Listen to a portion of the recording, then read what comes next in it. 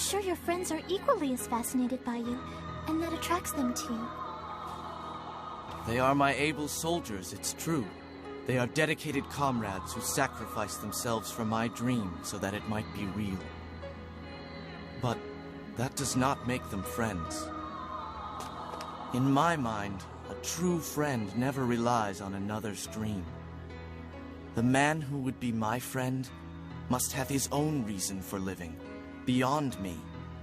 And he should put his heart and soul into protecting his dream. He should never hesitate to defend it, even against me. For me to call a man my friend, he must be equal to me in all respects.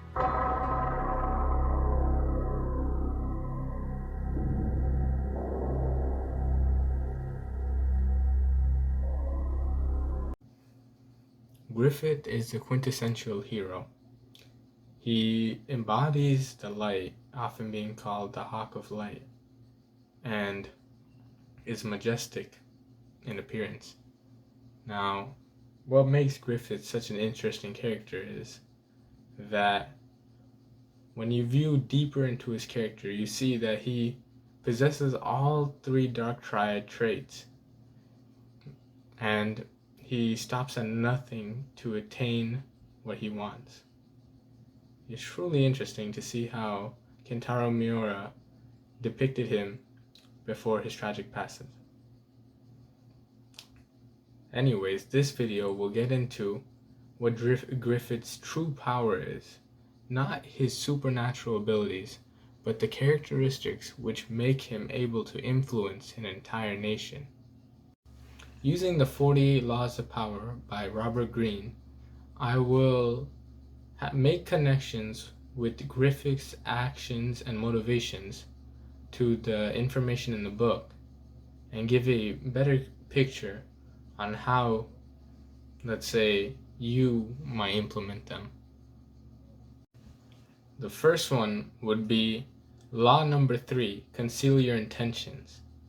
Now, of course, this is kind of hypocritical because Griffith always states his intentions since the start of the story.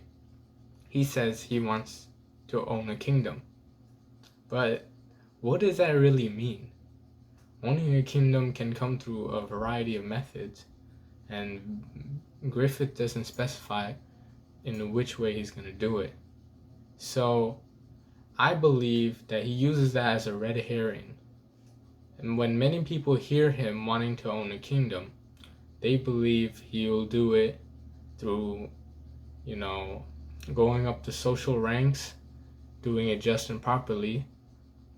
But Griffith will do anything to achieve his dreams and sacrifice anything that'll get in his way. Now, another part of this law, which Griffith uses in a rather minor way, is to falsely use sincerity in his words and actions.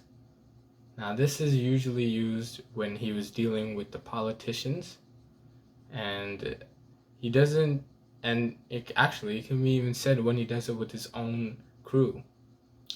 He always uses false sincerity to make others believe that he is on their side. Now, no one expected Griffith to do what he did. And that's what makes it so crazy.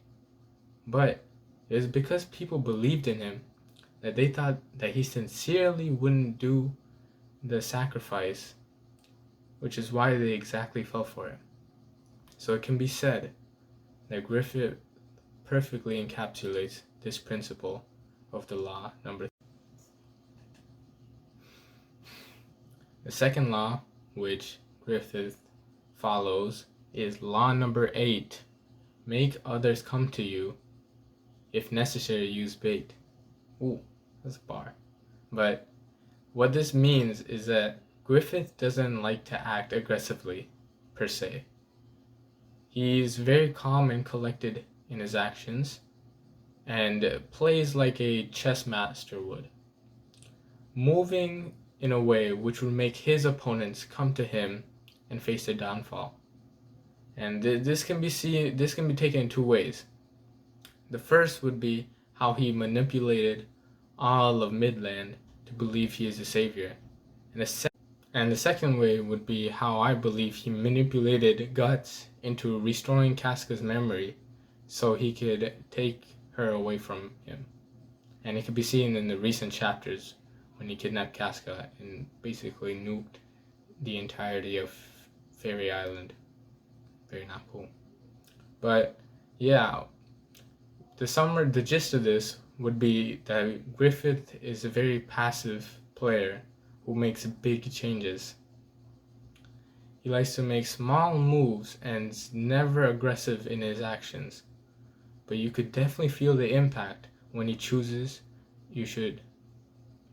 He is basically the game master, and being one of the God hands, he could see causality and see the consequences of actions, which would lead him to making decisions more preferable to himself.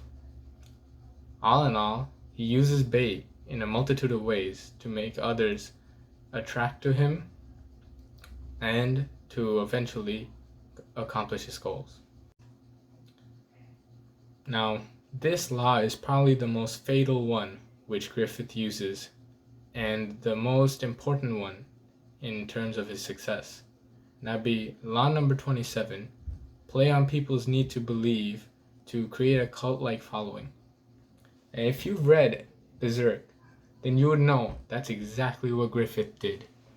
He played on people's need, people's wants for the warfare to end, and he gave them the desire of peace by implementing himself into a role which makes others believe that he is a savior. Now Griffith has done this beforehand, before he became a God Hand member with the Band of Hawk. But that was very minor in terms of what he did after the Golden Age arc. Using this law of power, Griffith achieved exactly what he wanted to.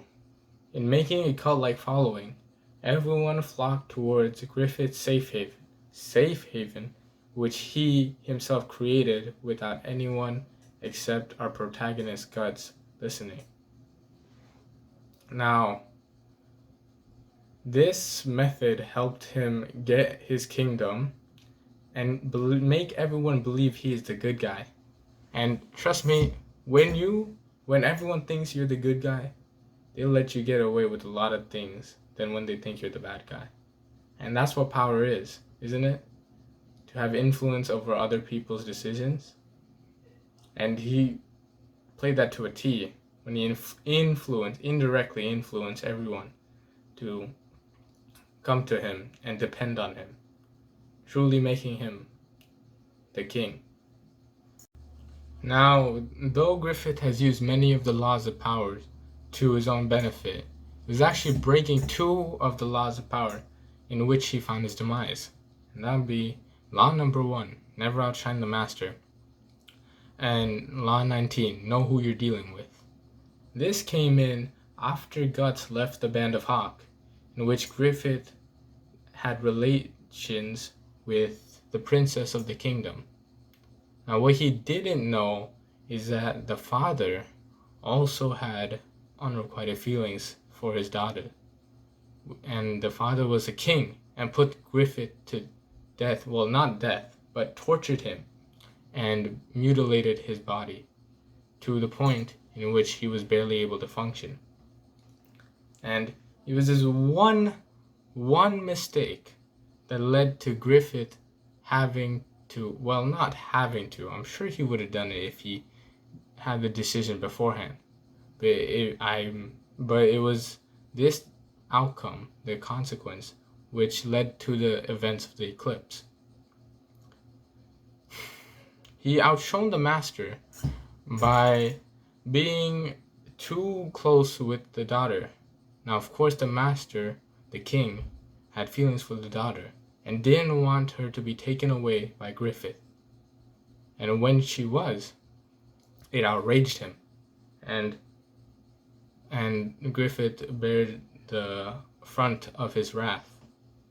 Also, it was another mistake by Law 19, because he didn't know this. He did not know who he was dealing with. He thought that even if he slept with the princess, there would be no severe consequences. And that was a grave mistake, as we saw what would happen to him in the next 50 or so chapters. And now that you all know how Griffith used the laws of power the 48 laws of power by Robert Greene to supplement his success, you can use some of the methods he used in order to gain success in your own lives. And also learn from his mistakes and not go against these tried and true methods of gaining power. I hope you all learned something, and this was really because I'm a big Berserk fan.